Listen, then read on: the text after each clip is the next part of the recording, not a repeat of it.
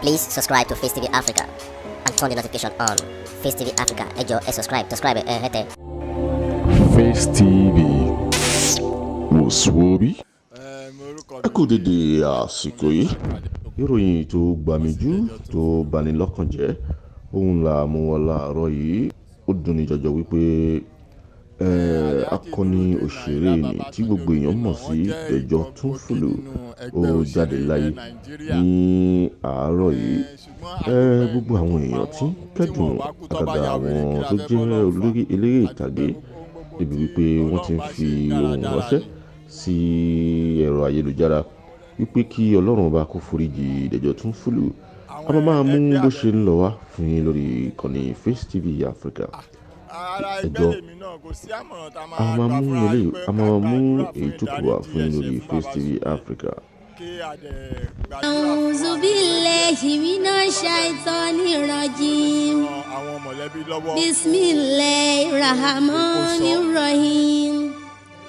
Ya bani Adam, la yaftinannakum shaitan kama akhraja bawaikum minal jannat yansi'u anhuma libasahuma linuriyahuma sawatihima innahu yarakum huwa wa qabiluhu min haythu la tarawnahum inna ja'alna shayatina awliya lilladhina la yu'minun.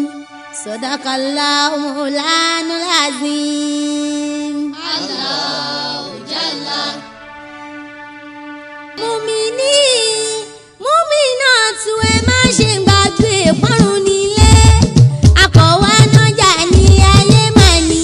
Bẹ́ẹ̀dá fẹ́ bẹ́ẹ̀dá bá sì kọ̀kọ̀ kan lọ́hùn mi o. Lọ́jọ́ kan la ó fàyè lẹ̀ lọ bọ́ lọ́hùn. Mùmínì mùmínàtù ẹ má ṣe gbàgbé ìparun nílé.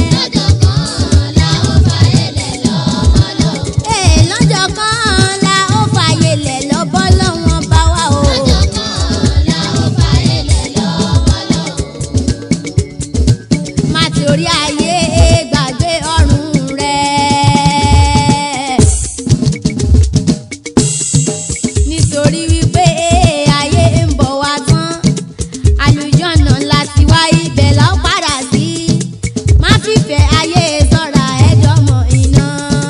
àtòrí ayé gbàgbé ọ̀run. kómi má pawọ́ ewu sọ́mi ká má kúkú iná.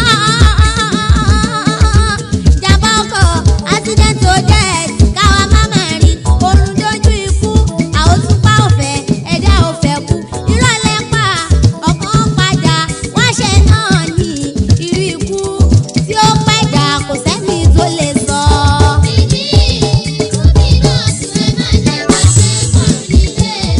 àkọ̀wá nájà ní ayé màá ní o.